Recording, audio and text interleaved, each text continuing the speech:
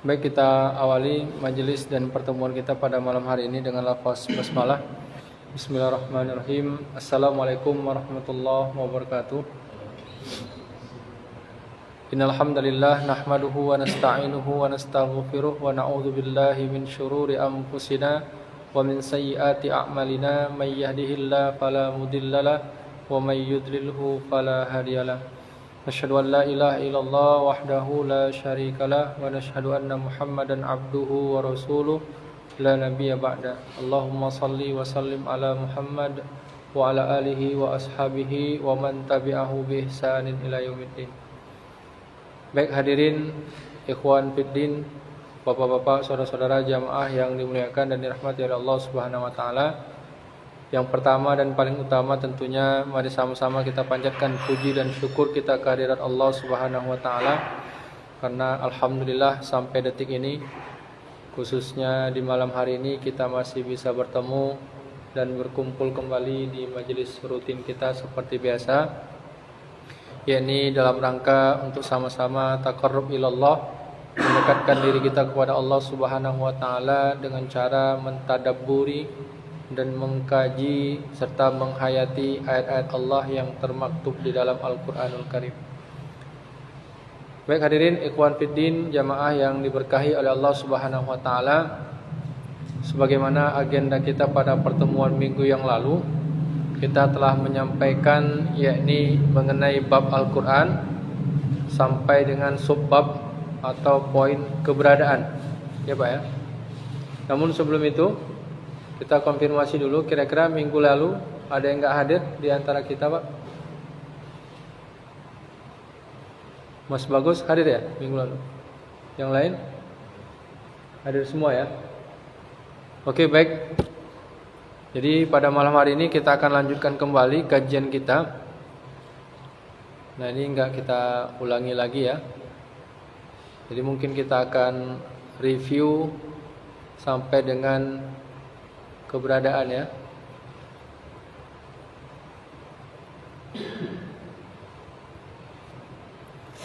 Oke, baik ya.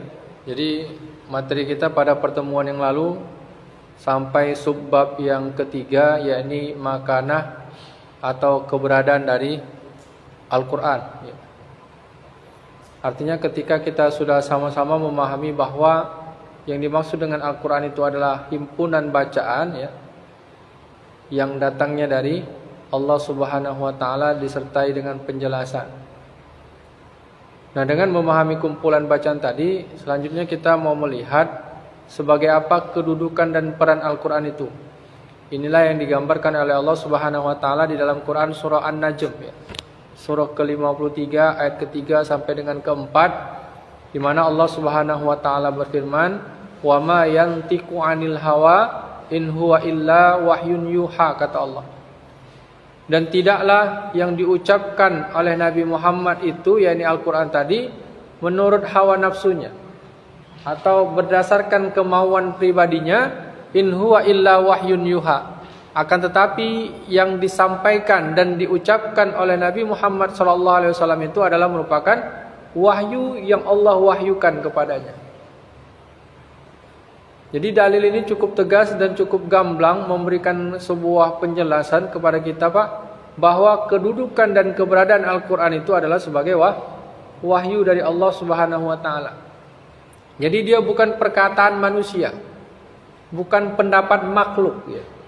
Tapi dia merupakan kalamullah ya, ucapan Allah yang disampaikan melalui perantara lisannya Rasulullah sallallahu alaihi wasallam. Jadi kalau kita ambil stressing pointnya atau penekanan ayat di dalam Quran surah An-Najm ini, Allah menyatakan bahwa Al-Quran itu wahyun yuha. Keberadaan atau kedudukannya adalah sebagai wahyu. Dan hal ini ya kembali diperkuat oleh Allah Subhanahu wa taala di dalam Quran surah Al-Kahf, surah ke-18 ayat 27, di mana Allah Subhanahu wa taala berfirman, "Watlu ma uhiya ilaika min kitabi rabbik la mubaddila li kalimati wa lan tajida min dunihi multahada." Dan bacakanlah kepada mereka wahai Muhammad apa yang telah diwahyukan oleh Allah kepadamu dari kitab Rabbmu, yakni Al-Quran. La mubaddila li kalimatihi, dan tidak ada seorang pun yang dapat mengubah kalimat-kalimatnya, dan kamu tidak akan menemukan tempat berlindung selain daripadanya, kata Allah. Jadi ayat yang kedua ini memberikan sebuah penegasan kepada kita bahwa keberadaan Al-Quran itu adalah ma'uhiyah, sebagai sesuatu yang diwahyukan oleh Allah Subhanahu wa taala. Dan apa itu wahyu? Dipertegas lagi dalam kalimat berikutnya, li kalimatihi, bahwa yang dimaksud wahyu di situ adalah kalamullah, yakni ucapan atau perkataan Allah Subhanahu wa taala. Sehingga kalau kita perhatikan ayat ini, Pak, yang namanya ucapan itu kan sifatnya abstrak, sesuatu yang tidak terlihat. Karena dia dituangkan dalam bentuk media atau kertas, nah itulah yang kita dapatkan hari ini, Al-Quran itu, atau biasa dikenal di masyarakat kita dengan istilah mushaf. Kalau media atau kertas tadi tidak berisikan kumpulan bacaan, maka namanya bukan Quran. Bisa majalah, bisa koran, dan sebagainya macam. Jadi kedua ayat ini memberikan sebuah penegasan kepada kita bahwa Al-Quran itu adalah wahyu, dan wahyu itu adalah kalamullah. Dan sebagaimana dipertegaskan kembali oleh Rasulullah SAW, ya, dalam salah satu ungkapannya yang diriwayatkan oleh Imam Ibnu Mardawi, ya, dari sahabat Rasul yakni Ali bin Abi Thalib, beliau bersabda, "Alaikum bil Quran." Diwajibkan kepadamu Al-Quran, atau diembankan kepada kalian Al-Quran, kata Rasul, "Fattakhidhuhu imaman." Maka jadikanlah Al-Quran itu sebagai imam. Artinya sesuatu yang dia harus di depan, sesuatu yang harus menjadi panduan bagi kehidupan manusia. Wa qaidan, dan sebagai kaedah atau sebagai pedoman. Fa innahu kalamu rabbal alamin.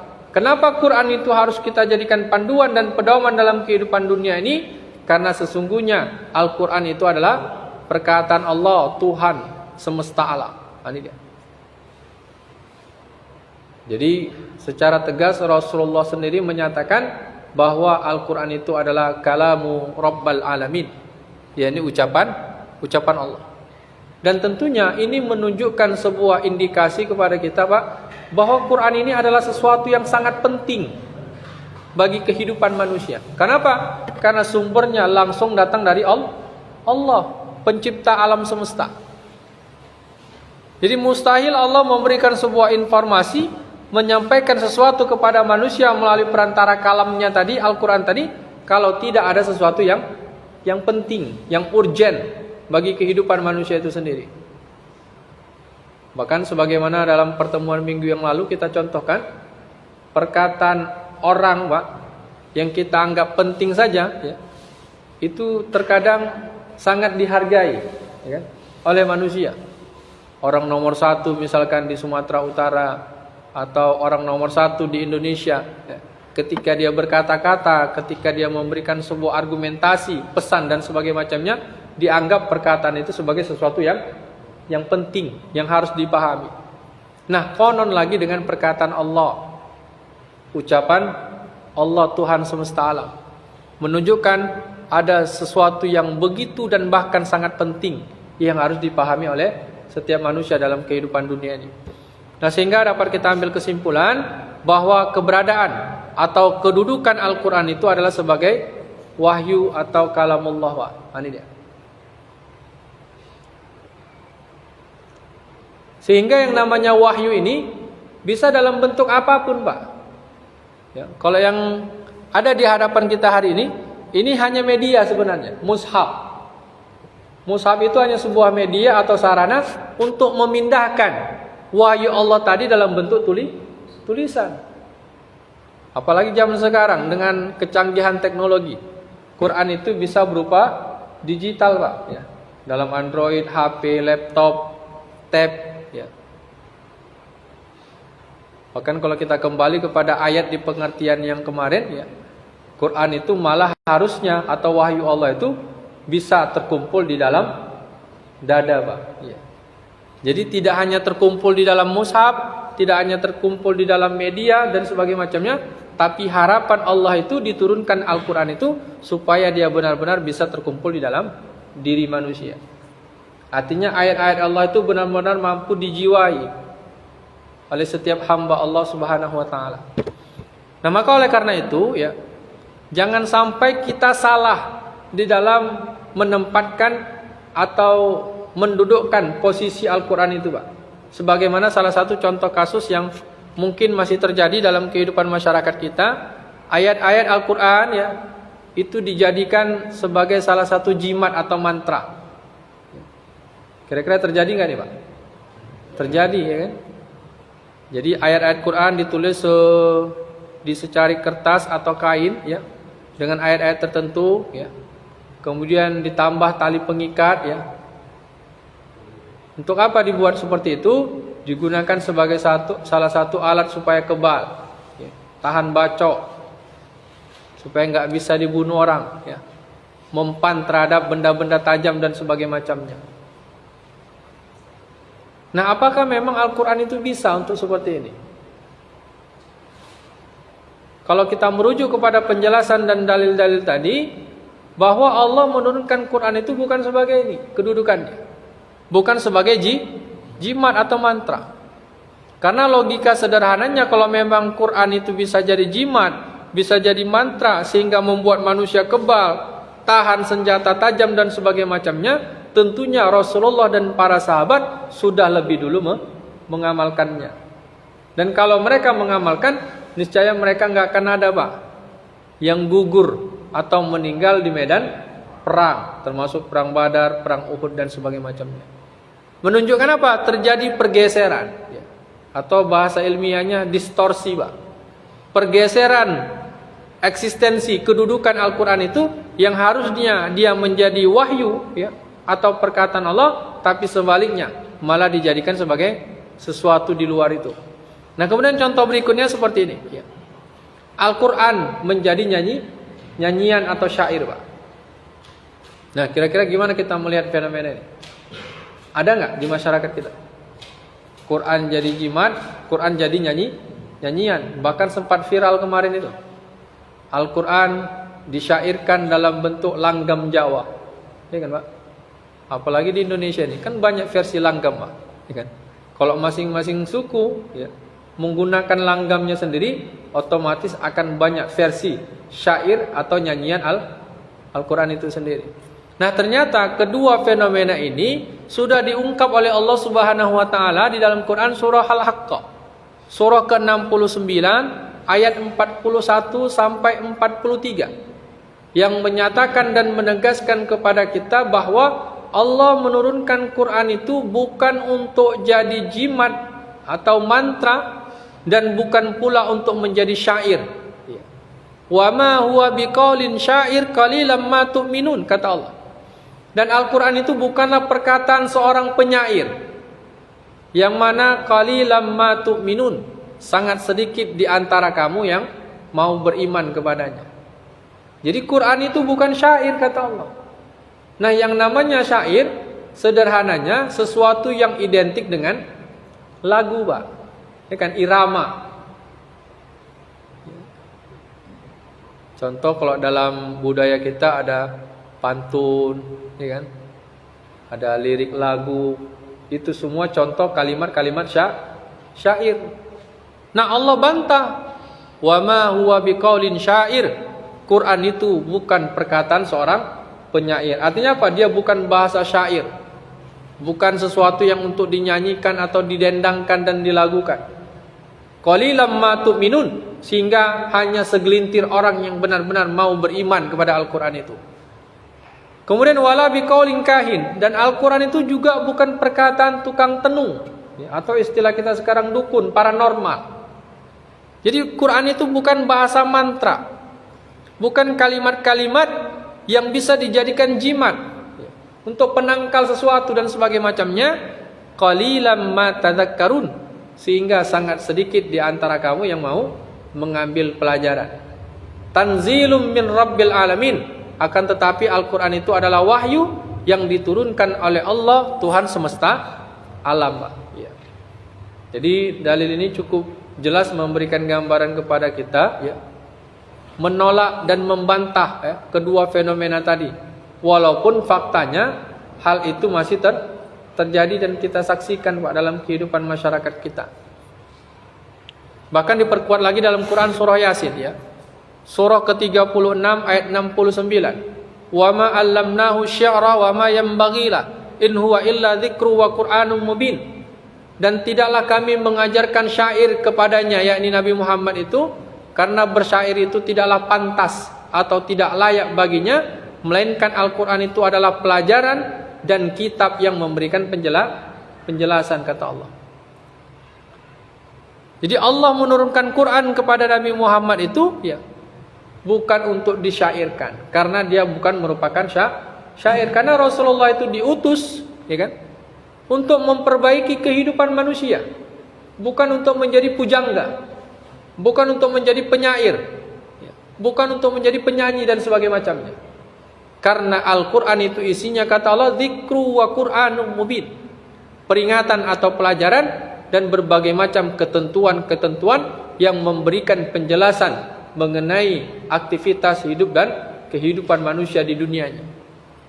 Nah, sehingga dari kedua dalil ini Pak, kita dapat mengambil sebuah catatan ya sebagai pemahaman. Jadi Al-Quran bukanlah bahasa syair atau nyanyian ataupun bahasa dukun, yakni mantra dan jimat, melainkan Al-Quran itu merupakan bahasa kalam, yakni bahasa percakapan, bahasa dialog atau diskusi antara Allah sebagai Tuhan dengan manusia sebagai hamba. Makanya sebenarnya kalau kita hayati dan renungi Pak, ketika kita sholat ya, itu sebenarnya kita sedang berkomunikasi dengan Allah ya. Kita sedang berbicara dengan Allah melalui ayat-ayat yang diturunkan dan disampaikan oleh Allah Subhanahu wa taala. Baik, sampai di sini kira-kira bisa dipahami kembali. Ini kita murojaah dulu Pak ya. Kita mengulas kembali terkait materi yang sudah kita sampaikan minggu lalu. Ada pertanyaan kira-kira? Cukup jelas ya Pak? Oke, baik, kalau tidak ada pertanyaan kita lanjutkan poin yang berikutnya, yakni wazifah. Fungsi atau tujuan dari Al-Quran itu diturunkan. Nah, karena kita sudah sama-sama memahami bahwa keberadaan atau kedudukan Al-Quran itu adalah sebagai wahyu yang datangnya dari Allah, nah maka secara otomatis ada fungsi dan tujuan Al-Quran itu diturunkan oleh Allah Subhanahu wa taala.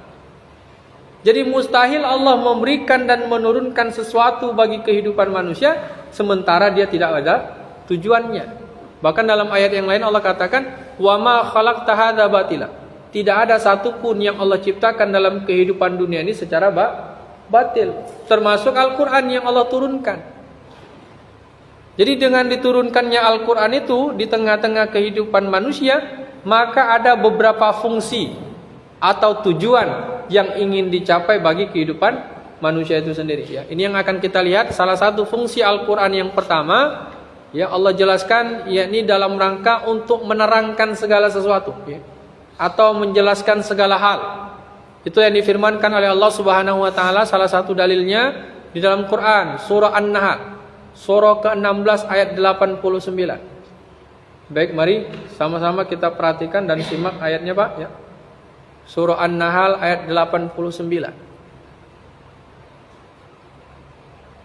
Silakan boleh dibuka Qurannya.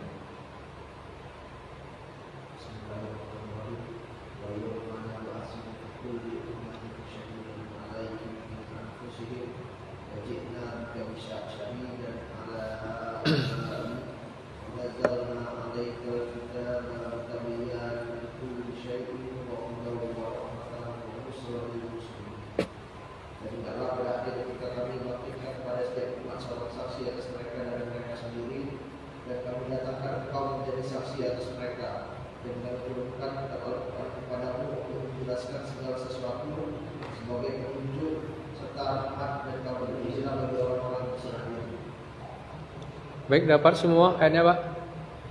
Jadi kata Allah, kami datangkan engkau wahai Muhammad di tengah-tengah kehidupan umat manusia untuk menjadi saksi bagi mereka. Nah, dengan diutusnya Rasulullah tadi di tengah-tengah umat manusia, kemudian Allah turunkan Al-Quran kepada mereka. Apa fungsi dan tujuan dasar Quran itu diturunkan oleh Allah? Kata Allah, wa nazzalna 'alaikal kitaba tibyanan likulli syai'in. Dan telah kami turunkan Alkitab, yakni Al-Qur'an itu dalam rangka untuk menjelaskan segala sesuatu ya. Kalimatnya cukup gamblang ya, Pak. Jadi Quran itu fungsinya untuk menerangkan segala hal dalam kehidupan manusia. Sehingga dengan adanya Quran itu manusia bisa memahami segala sesuatu itu dengan terang, Pak. Jadi nggak kabur lagi, nggak remang-remang. Jadi manusia benar-benar bisa membedakan sesuatu itu dengan baik. Kenapa? Terang benderang dia, menjadi jelas. Jadi dengan adanya Quran itu manusia bisa menjalani berbagai macam aktivitas kehidupannya ya, dengan jelas. Nah, hal ini kembali diperkuat oleh Allah Subhanahu wa taala dalam Quran surah Yusuf ya. Surah ke-12 ayat 111 bahasanya kurang lebih hampir sama. Tasdiqal ladzi baina yadayhi wa tafsila kulli syai'in. Al-Quran itu diturunkan oleh Allah untuk membenarkan kitab-kitab yang sebelumnya ya. Termasuk Taurat, Injil dan Zabur ya.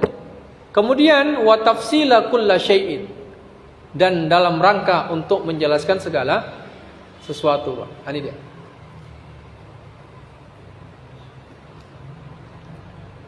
Jadi kedua dalil ini atau kedua ayat ini ya memberikan sebuah petunjuk dan gambaran kepada kita.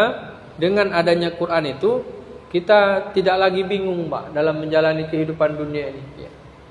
Baik dalam aspek pribadi, aspek rumah tangga, atau bahkan dalam bermuamalah sesama masyarakat. Jadi kita bisa jelas, Pak, mau kemana kita menjalani kehidupan dunia ini.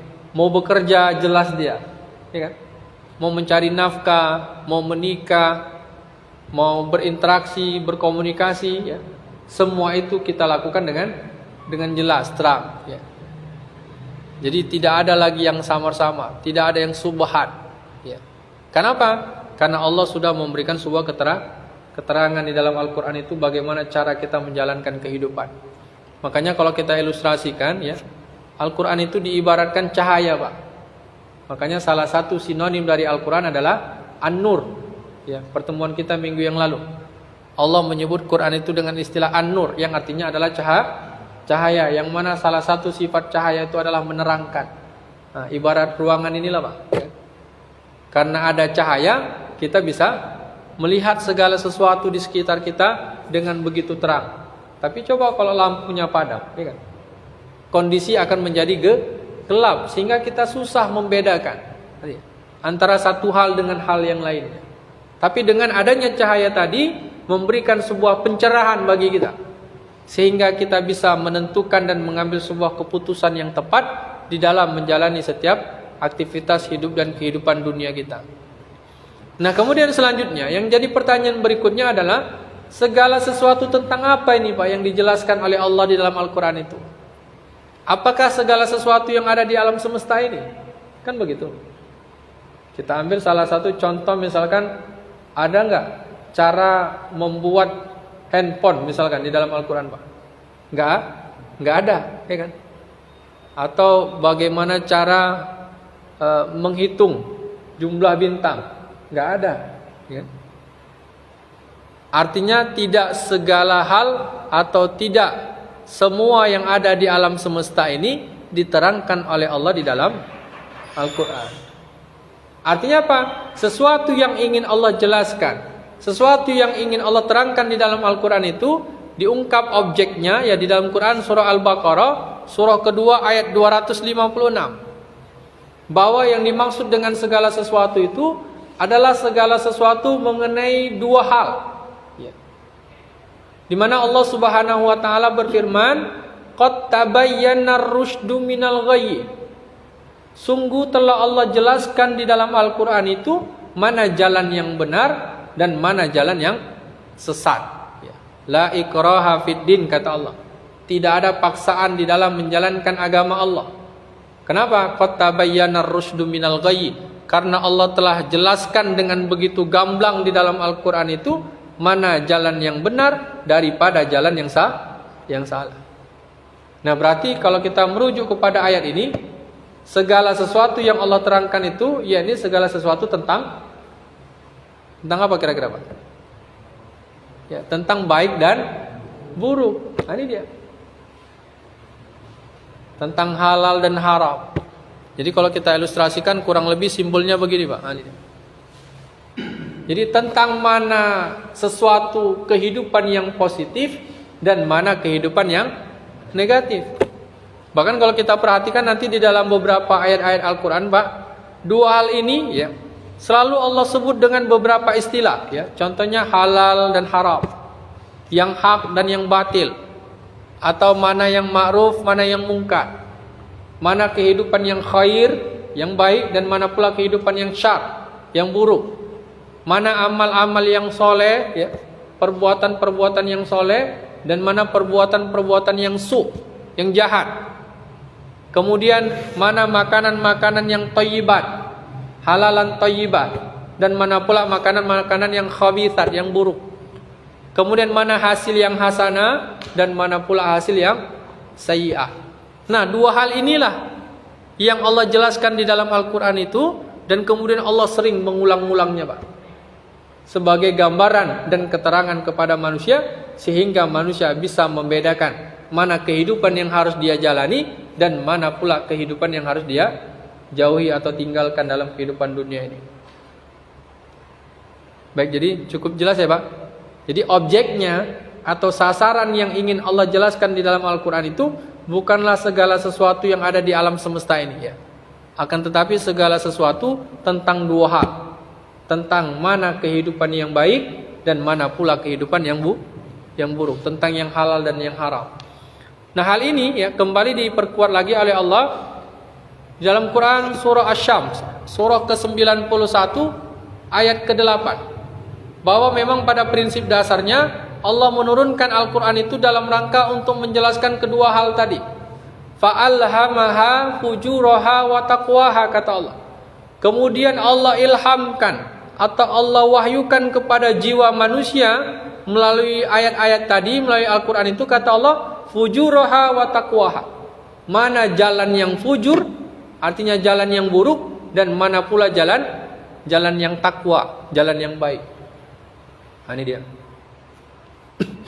Jadi ayat yang berikut ini sebenarnya ingin menegaskan ayat sebelumnya tadi, ya, bahwa pada prinsip dasarnya memang dua hal inilah yang selalu ditemukan oleh manusia dalam kehidupan dunianya, ya. Jadi segala sesuatu yang positif, ya, yang bisa membawa kebaikan, dan sesuatu yang negatif yang bisa berdampak kepada sesuatu yang mencelakakan atau membahayakan kehidupan manusia itu sendiri. Bahkan Rasulullah SAW ya juga bersabda dalam salah satu riwayat di mana beliau menyatakan, Innallaha katabal hasanati wassayiat tsumma bayyana dzalik. Kata Nabi, sesungguhnya Allah Subhanahu wa taala telah menetapkan mana yang baik dan mana pula yang buruk, kemudian menjelaskan di antara demikian itu. Ini dia. Jadi Rasulullah SAW sudah mengungkapkan kepada kita bahwa memang Allah sudah menerangkan, Pak, berbagai macam hal di dalam Al-Quran itu mengenai mana kehidupan yang baik dan buruk tadi. Kemudian Allah jelaskan contoh-contohnya, Allah urai, ya. Atau bahasa lainnya di breakdown deh, Pak. Yang baik itu ini uraiannya, yang buruk itu ini. Contoh yang baik apa? Misalkan wa aqimus shalah wa atuz zakat. Tegakkan salat dan tunaikan zakat, itu contoh al-hasanat, kebaikan. Contoh yang buruk mana? Wala taqrabuz zina, jangan dekati zina. Wala taqrabu malal yatim, jangan kamu mendekati harta anak yatim secara batil. Wala taqulu amwalakum bainakum bil batil, jangan mencuri harta sesamamu. Nah, itu contoh sayyi'ah. Jadi Allah turunkan dan tetapkan mana yang baik dan buruk bagi kehidupan manusia. Kemudian Allah jelaskan contoh-contohnya supaya manusia bisa begitu paham dengan baik seperti apa kehidupan yang mau dia bangun dalam kehidupan dunianya. Nah, ini dia, Pak. Sehingga sekaligus ayat ini juga memberikan sebuah isyarat kepada kita, tinggal manusia memilih, Pak. Nah, ini dia.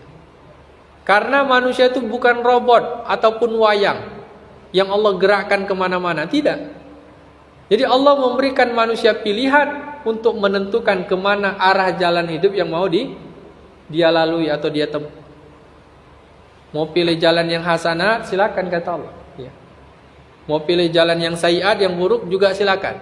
Karena masing-masing ada konsekuensi dan resikonya. Nah, ini dia, Pak. Termasuk contoh pertemuan kita pada malam hari ini, Pak. Kita bisa sampai berhadir di masjid ini karena siapa, Pak? Ya karena kita yang memutuskan dari rumah. Kita memang memilih, malam hari ini kita mau ke sini.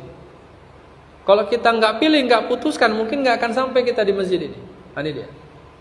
Tapi karena kita sama-sama memahami malam ini adalah salah satu pertemuan yang hasanat, ya, pertemuan yang mengandung kebaikan, akhirnya kita pun berusaha untuk menempuh jalan-jalan kebaikan itu. Baik, sampai di sini, Pak, kira-kira bisa dipahami. Jadi ini fungsi pertama dan fungsi dasar Al-Quran itu diturunkan.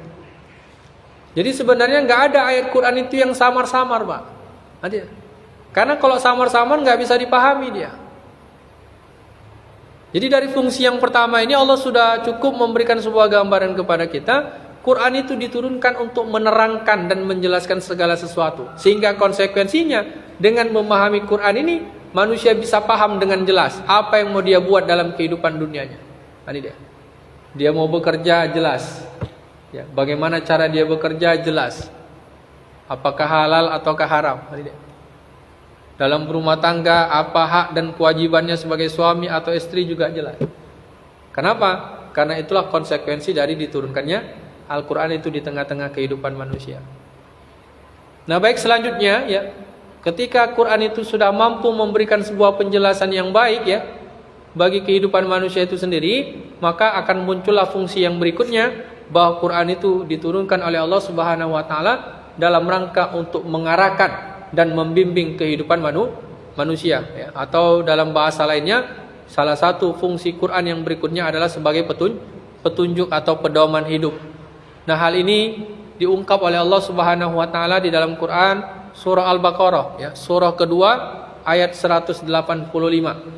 Dan ini merupakan salah satu ayat yang cukup populer, Pak. Biasanya sering dibacakan saat bulan Ramadan, ya. Tepatnya saat sholat tarawih, ya, ini sering diulang-ulang. Syahrul Ramadan unzila fihil Quran hudal linnas. Bulan Ramadan adalah bulan diturunkannya Al-Quran dalam rangka apa? Untuk memberikan petunjuk bagi manusia. Baik, cukup jelas ayatnya, Pak. Jadi Allah katakan Quran ini hudan, Pak, ya. Artinya Quran ini sebagai petunjuk atau bahasa lainnya hidayah. Jadi dengan adanya Quran itu Allah ingin mengarahkan dan membimbing kehidupan manusia itu. Sehingga manusia itu tidak tersesat, nggak bingung, Pak. Atau nggak buntu dia di dalam menyikapi berbagai macam dinamika dan persoalan dalam kehidupan dunianya. Ada masalah, nggak terbentur dia, Pak. Dia bisa menemukan jalan keluar atau solusi dengan berpegang teguh kepada Al-Quran itu. Kenapa? Unzila fihil Quran hudal linnas. Diturunkannya Al-Quran itu sebagai petunjuk bagi manusia. Sehingga pada prinsip dasarnya semua manusia udah Allah berikan hidayah, Pak. Jadi nggak ada istilah belum dapat hidayah. Karena hidayah itu adalah Al-Quran, kata Allah. Ini dia. Kan terkadang ada ungkapan di masyarakat kita begitu, Pak. Kenapa belum mau sholat? Cumanalah belum dapat hidayah. Nih. Padahal hidayah itu sudah Allah berikan, sudah Allah turunkan. Nah, mana hidayah itu? Itulah Al-Quran, kata Allah. Hidayah itu kan artinya petunjuk. Nah, kemudian diperkuat lagi oleh Allah dalam Quran surah Al-Isra, ya. Kurang lebih bahasanya hampir sama. Quran surah ke-17 ayat 9. Yang mana dalil ini memperkuat kepada kita, ya, dan memberikan penegasan bahwa memang salah satu fungsi Al-Quran yang berikutnya adalah dalam rangka untuk mengarahkan, ya, dan membimbing kehidupan manusia. Inna hadzal Quran yahdi lillati hiya aqwam. Dan sesungguhnya Al-Quran ini, kata Allah, kami turunkan untuk memberikan petunjuk kepada jalan yang lebih lurus. Ini dia. Jadi dengan memahami Quran itu kehidupan kita bisa terarah, Pak. Ya. Jadi kita nggak terombang-ambing. Makanya dalam ayat yang lain juga Allah katakan, kalau kita sudah benar mampu memahami Al-Quran itu dengan baik, siapapun gak akan ada yang bisa menyesatkan kita, Pak. Ilustrasi sederhananya begini, Pak. Ketika kita ingin pergi suatu tempat, ya, dan tempat itu memang sudah biasa kita lakukan, ya, kita tempuh ke sana, kemudian ada orang, ya, mengajak kita untuk ke sana, tapi lewat jalur yang berbeda, ya, pasti kita akan curiga, Pak. Misalkan kita mau pergi tadi ke suatu tempat, kita naik Gojek. Tahu-tahu Gojek itu lewat jalan yang berbeda. Otomatis kan kita merasa aneh nih. Nah, ketika jalan itu malah bertolak belakang dengan tujuan kita, pasti kita minta turun, Pak. Ya kan? Gak mungkin kita teruskan perjalanan. Kenapa? Karena kita udah paham jalannya nggak ke situ. Ya, jalannya menyimpang. Nah, begitu juga dengan Quran ini, Pak. Jadi kalau kita benar-benar sudah mampu memahami dengan baik petunjuk Allah itu, siapapun gak akan ada yang bisa menyesatkan kita. Ya.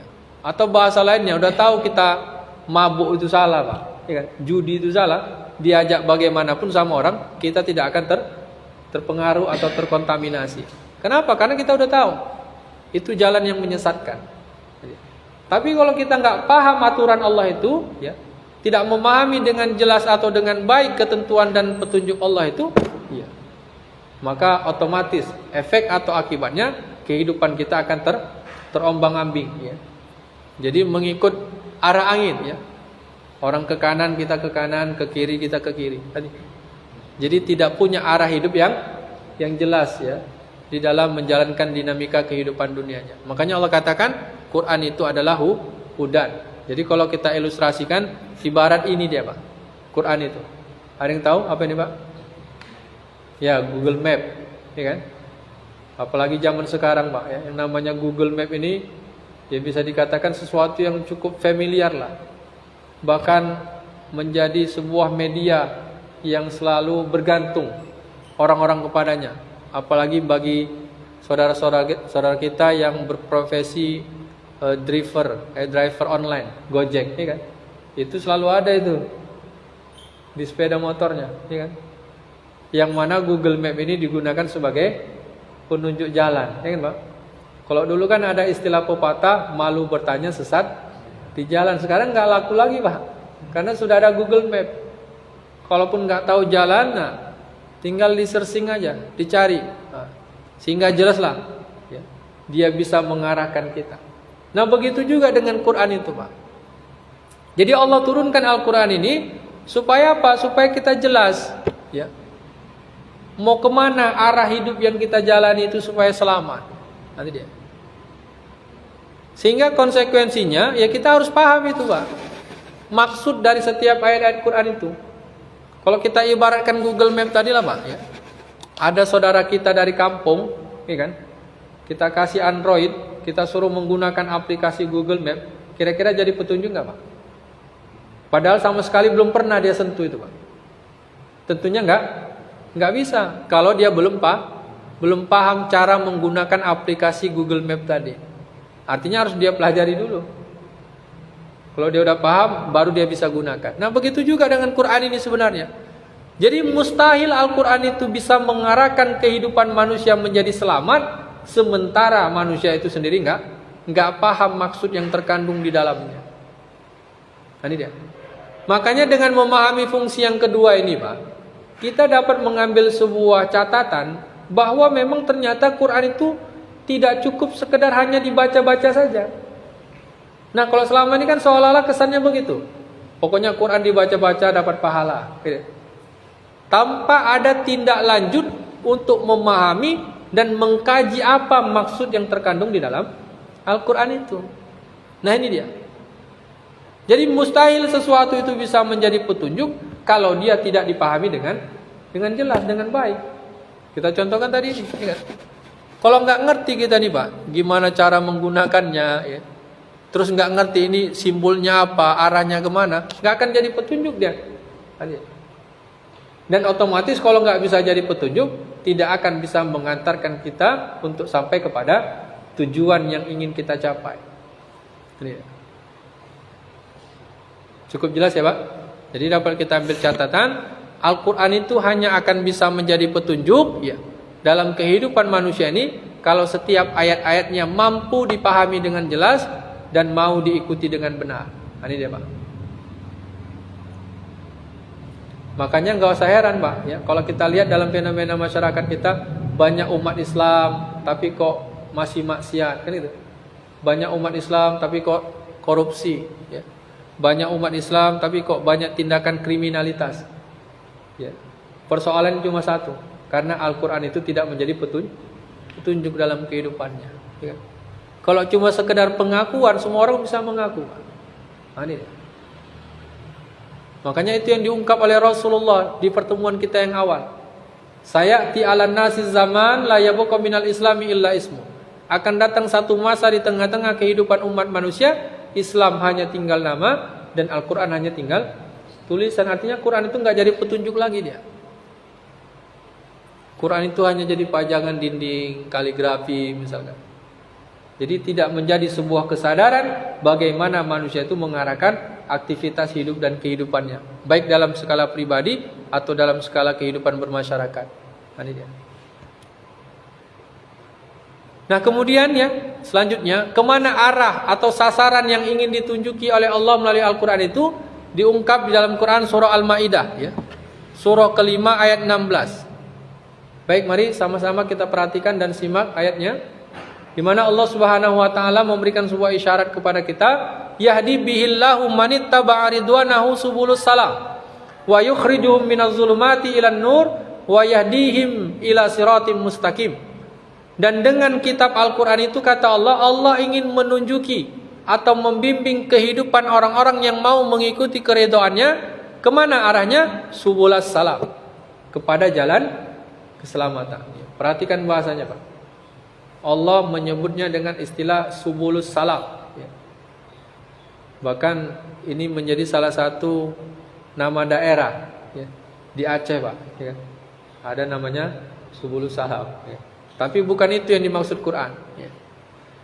Jadi yang dimaksud oleh Allah dalam ayat ini adalah dengan kitab Al-Quran itu sederhananya Allah ingin membawa kehidupan manusia supaya selamat, Pak. Nah, kenapa Allah gunakan istilah jalan? Karena jalan itu sesuatu yang senantiasa dilalui. Ini dia. Jadi sejak manusia zaman dulu, sekarang maupun yang akan datang, yang namanya jalan itu identik sebagai sesuatu yang senantiasa dilewati dan dilalui oleh manusia, dan dia memiliki batasan-batasan. Jadi dengan mengikuti Al-Quran itu kata Allah, supaya kehidupan manusia ini bisa selamat, ya.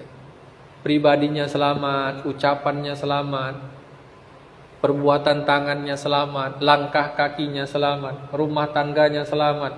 Bahkan dalam skala yang jauh lebih besar, kehidupan berbangsa dan bernegaranya bisa selamat. Dengan catatan apa? Manittaba'a ridwanahu. Kalau manusia itu mau mengikuti Al-Quran. Nah kemudian apa arah yang berikutnya? Wa yukhrijuhum minaz zulumati ilan nur. Dengan mengikuti petunjuk Al-Quran itu, Allah ingin mengeluarkan kehidupan manusia dari berbagai macam kegelapan menuju cahaya, Pak. Ya.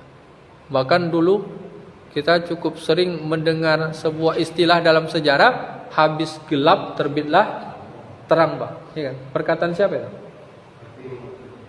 Sebenarnya perkataan Allah itu. Ya kan? Yukhrijuhum minaz zulumati ilan nur.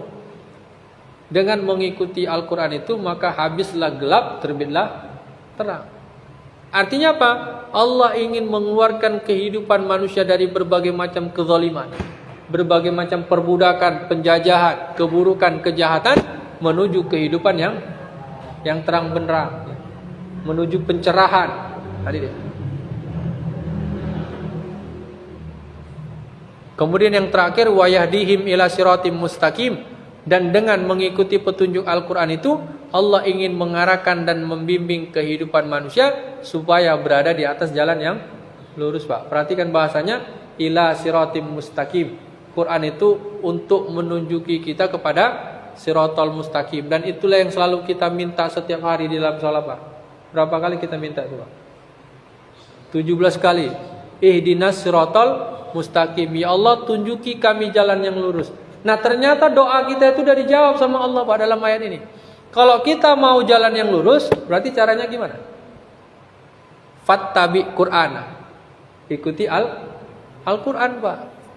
Nah, ini dia. Jadi kan jelas dia arahnya. Jadi Shiratal Mustaqim itu nggak ngambang, Pak. Makanya agak unik juga kita. Kita perhatikan di masyarakat kita ada pemahaman katanya Shiratal Mustaqim itu nanti, Pak. Ini kan? Bahkan digambarkan seperti rambut dibelah 7. Gimana itu, Pak? Gak usah lah dibelah, kira-kira bisa lewat nggak? Ya kalau kita merujuk kepada ayat ini berarti di mana Shiratal Mustaqim itu? Berarti di mana kira-kira? Pak Julham. Ya tentunya dalam kehidupan kita sekarang. Kalau kita jalankan sesuai dengan petunjuk Al-Quran, itulah Shiratal Mustaqim. Kan jelas ya Pak? Dengan kitab Al-Quran itu Allah ingin mengarahkan dan menuju kehidupan manusia menuju jalan yang lurus. Jadi sekarang dia, bukan nanti.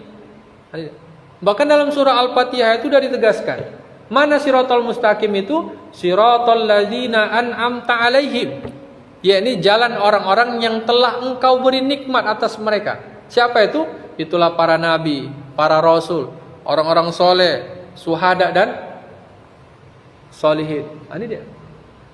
Jadi kehidupan yang pernah dijalani oleh manusia terdahulu, ya, yang mana kehidupan itu sesuai dengan ketentuan dan petunjuk Allah Subhanahu wa taala. Atau bahasa sederhananya, kalau kehidupan dan aktivitas yang kita jalani sesuai Quran, Pak, itulah Shiratal Mustaqim itu. Kita bekerja mencari nafkah dengan cara yang halal, berarti kita berada di atas Shiratal Mustaqim. Nah, ini dia. Termasuk ini, Pak. Ketika kita hadir malam hari ini, Shiratal Mustaqim enggak ini? Kan jalan yang lurus ini, ya kan? Karena malam ini banyak juga orang berkumpul, Pak. Ya kan? Tapi enggak berada di jalan yang lurus. Enggak percaya, cobalah nanti tengok keluar dari masjid ini, ya kan? Banyak juga perkumpulan yang dibuat oleh manusia. Tapi ada yang berada di jalan yang lurus, ada yang berada di jalan yang bengkok, ya kan? Kalau yang bengkok itu biasanya tempat-tempat gelap ya. Ya, silakan, Pak.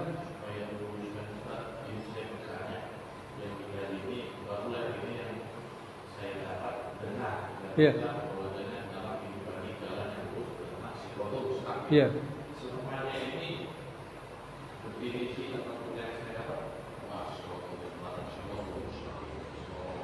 Iya.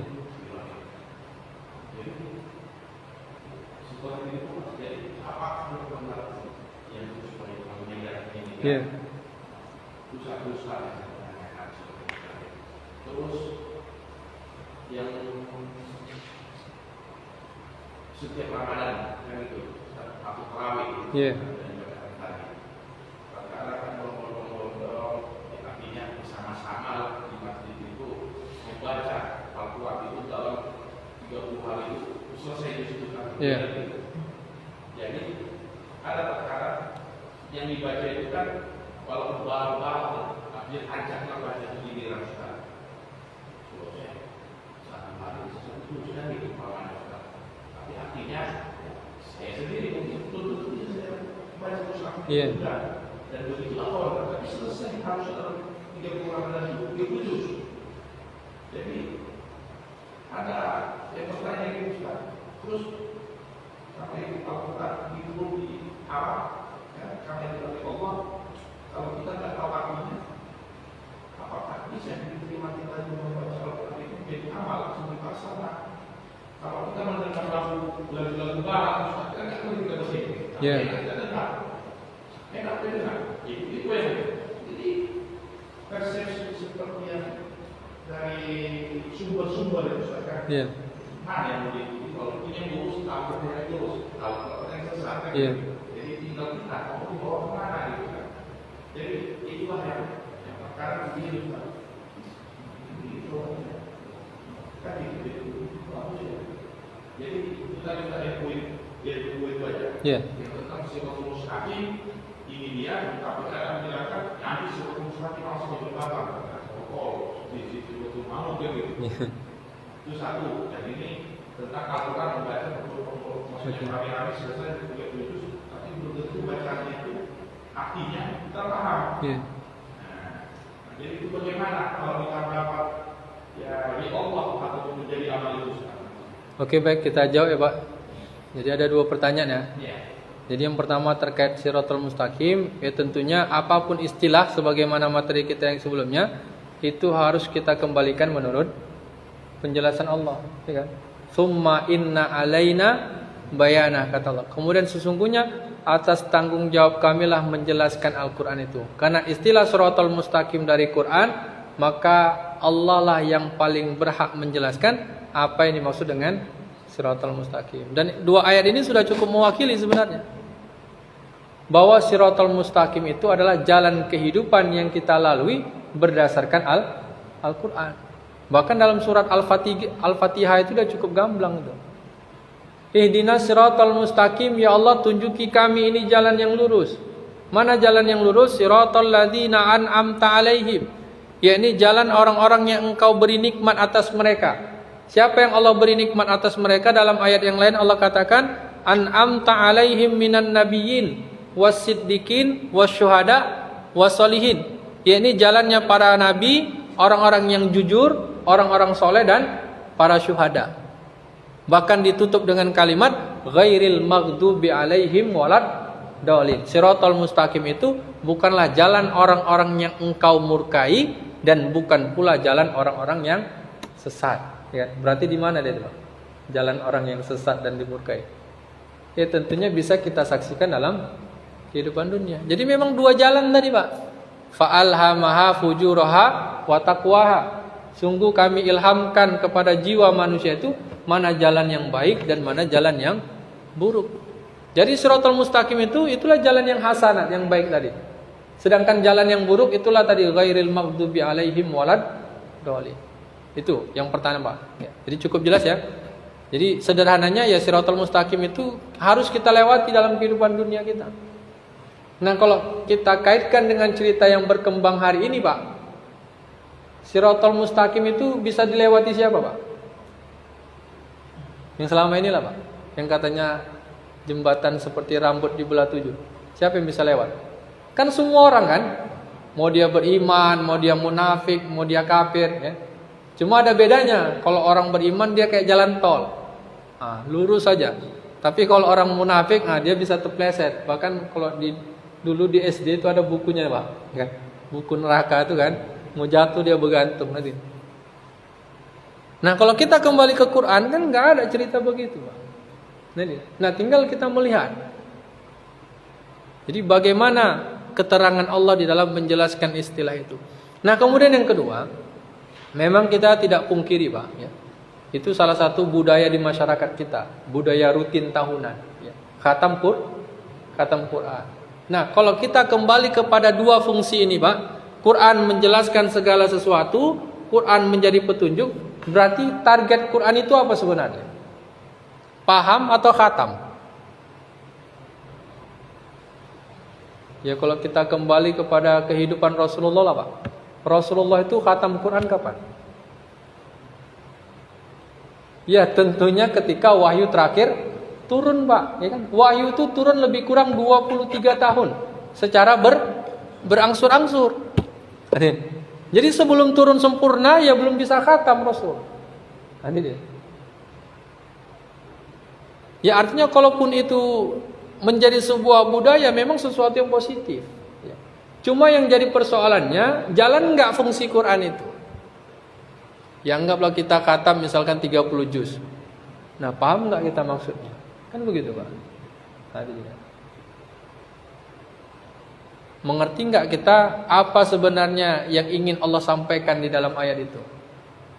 Bukan berarti mau kita nafikan, Pak, tidak. Ibarat kita sekolah dulu, Pak. Ini contoh sederhana lah.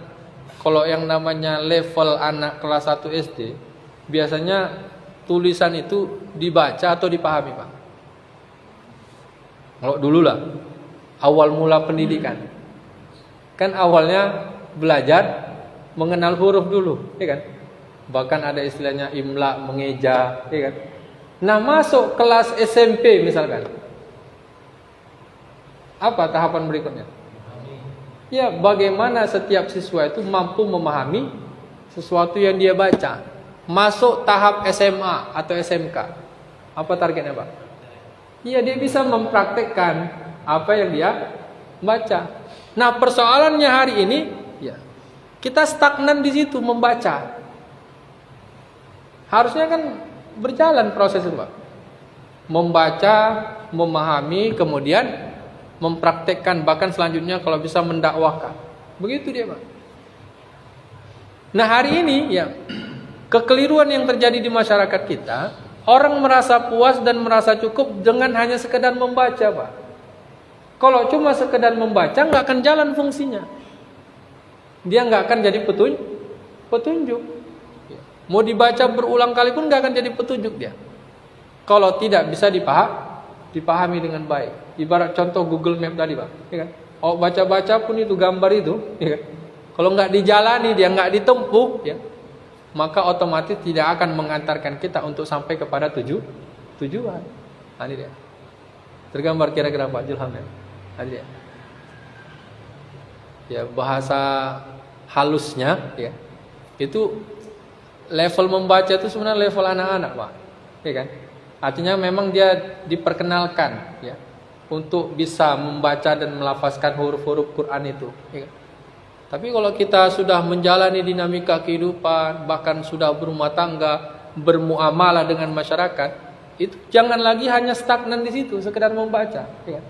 Tapi bagaimana kita berusaha semaksimal mungkin memahami setiap maksud bacaan itu, sehingga benar-benar bisa menjadi petunjuk dalam kehidupan dunia kita, sehingga kita bisa menemukan solusi, Pak, atau jalan keluar dalam setiap masalah kehidupan yang kita jalani. Ini dia. Ya, makanya wajar kalau anak-anak itu kan belum ada beban dia, Pak, ya kan, untuk mencari solusi dalam menghadapi masalah. Kalau orang yang sudah dewasa bahkan sudah tua, kan dia dituntut untuk itu. Nah, makanya Allah turunkan Al-Quran untuk apa? Memberikan solusi dan jalan keluar kepada manusia, bagaimana dia menjalankan dinamika kehidupan dunianya tadi. Jadi nggak terombang-ambing, nggak tersesat. Nah, ini dia. Jadi kalau kita ilustrasikan kurang lebih gambarnya begini, Pak, yang namanya petunjuk, ya kan? Nah, biasanya kita temukan di mana nih, Pak? Di jalan raya, ya kan? Di perlintasan. Nah, kenapa simbol-simbol ini dibuat? Supaya jadi petunjuk bagi pengendara. Sehingga siapapun yang mengendarai kendaraan tidak akan terjadi kecelakaan, bahaya, kerusakan dan sebagainya macamnya. Nah, begitu juga dengan Al-Quran ini, Pak. Jadi kalau bisa kita ibaratkan, setiap ayat-ayat Al-Quran itu sebenarnya simbol-simbol petunjuk untuk mengarahkan kehidupan manusia supaya selamat, tidak terjadi kekacauan. Ini dia. Tidak terjadi kerusakan. Makanya dalam ayat yang lain kata Allah, ketika manusia, ya, menyimpang dari petunjuk Allah, tidak mau diarahkan dengan ketentuan Allah, apa yang akan terjadi? Zaharal fasadu fil barri wal bahri bima kasabat aydin nas. Muncullah berbagai macam kerusakan dan kekacauan, baik di darat dan di laut, akibat ulah manusia, kata Allah. Nah, ini ya, Pak.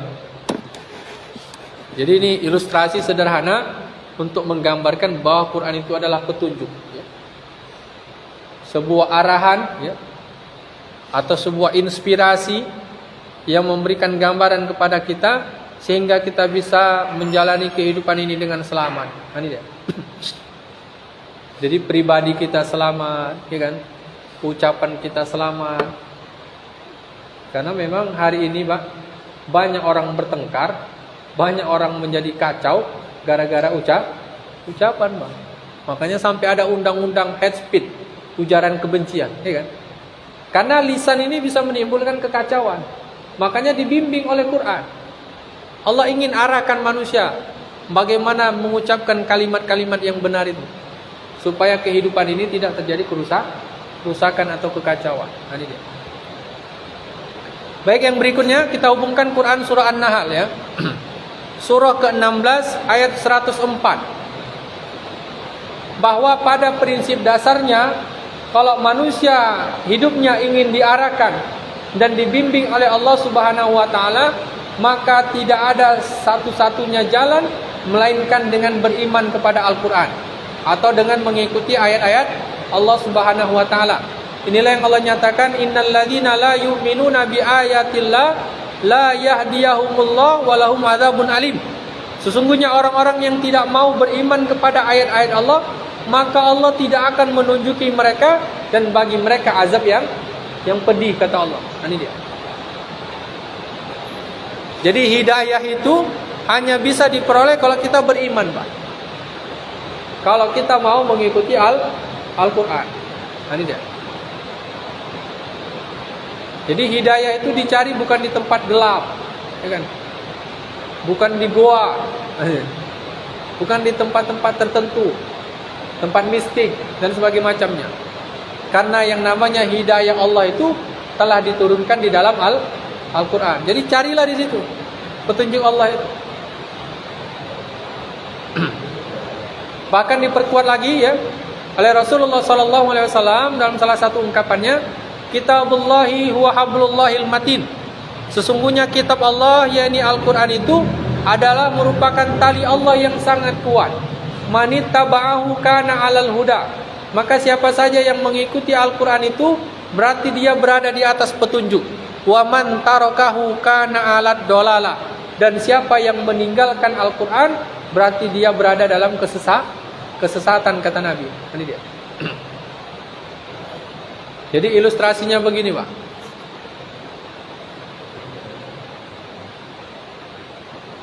Jadi tinggal manusia menentukan pilihannya. Kalau dia mau mengikuti Al-Quran, nah berarti dia berada di atas jalan yang penuh cahaya, jalan petunjuk. Tapi sebaliknya, kalau dia mengabaikan atau meninggalkan Al-Quran, gak mau tahu dan bersikap masa bodoh dengan perintah dan larangan-larangan Allah, kana alat dolala.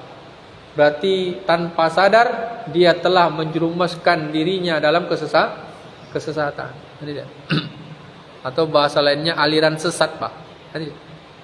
Jadi aliran sesat itu adalah aliran yang tidak mau mengikuti Al-Quran, Pak. Jadi bukan sekedar ibadahnya yang aneh dan nyeleneh saja, tidak. Biasanya kan di masyarakat kita begitu, Pak. Ini ajaran apa nih? Kok agak sesat ini? Ya. Lain dari yang lain. Padahal sebenarnya ketika manusia meninggalkan sholat, termasuk aliran sesat nggak, Pak? Kan aliran sesat tuh. Ngaku Islam tapi nggak sholat, itu aliran sesat itu. Ngaku Islam tapi buka aurat. Nah, jadi ini dia. Jadi ini sebelah kanan keputusan yang benar, sebelah kiri keputusan yang salah. Baik, sampai di sini kira-kira cukup jelas, Pak. Jadi ada dua fungsinya ya. Yang pertama menjelaskan segala sesuatu, yang kedua menjadi petunjuk. Nah, yang berikutnya, ya masih ada waktu kita. Kalau Quran itu sudah mampu mengarahkan kehidupan manusia, sudah bisa membimbing dan menunjuki manusia supaya selamat dalam kehidupannya, maka akan muncullah fungsi yang berikutnya. Quran akan mampu menjadi obat atau penyembuh. Ya. Ini diungkap dan dijelaskan oleh Allah Subhanahu wa taala di dalam Quran, surah Al-Isra ya, surah ke-17 ayat 82. Mari sama-sama kita perhatikan dan simak ayatnya. Di mana Allah Subhanahu wa taala berfirman, "Wa nunazzilu minal Qur'an ma huwa syifaa'u wa rahmatul lil mu'minin." Dan telah kami turunkan dari Al-Qur'an itu sebagai obat atau penawar bagi orang-orang yang beriman. Wala yaziduz zalimina illa khasara. Ya. Dan tidaklah menjadi obat Quran itu melainkan hanya menambah kerugian bagi orang-orang yang zalim, kata Allah. Ini dia.